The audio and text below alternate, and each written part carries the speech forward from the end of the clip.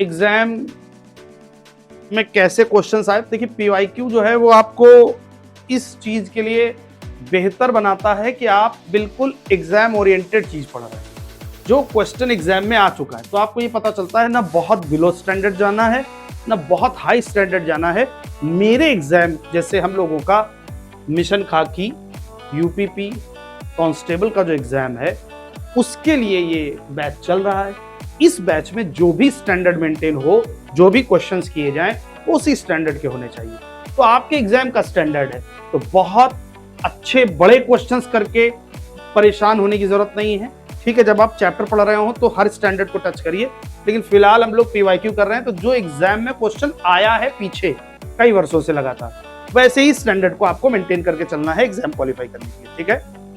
ठीक है, ये आप इसके लिए एकदम फ्री हैं। तो आकृति कह रही है कि पुलिस वाले सभी बच्चों ने होम गार्ड का फॉर्म भी डाला हुआ है। ठीक है, आप होम गार्ड भी डालिए, एसआई भी। देखिए आप जब प्रिपरेशन कर रहे हैं तो आप उसी विधा में पढ़ रहे हैं, तो आप वैसे तो आपका लक्ष्य एक होना चाहिए, फिक्स होना चाहिए।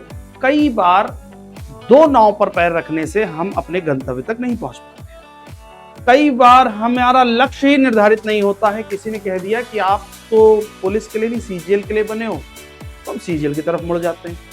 अब सीजीएल में अपने आप को बेहतर कर ही रहे थे कि किसी ने कह दिया कि आपकी मैथ्स थोड़ी वीक है तो आप स्टेनो क्यों नहीं कर लेते, शॉर्ट हैंड सीख लीजिए। हम फटाफट शॉर्ट हैंड सीखने लगे।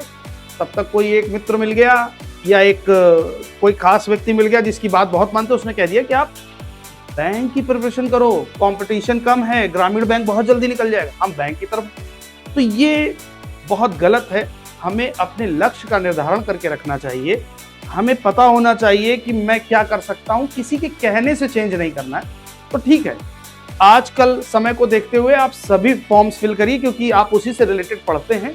लक्ष्य निर्धारित हो तो बहुत बेहतर होगा, बाकी कोई भी फॉर्म भरना गलत नहीं है।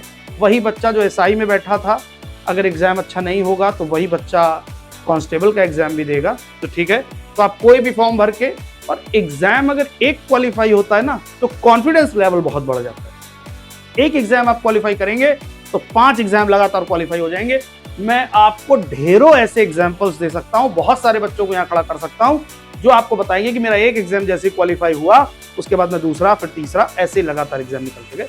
तो जो आपका कॉन्फिडेंस लेवल है वो बढ़ जाता है। ठीक है।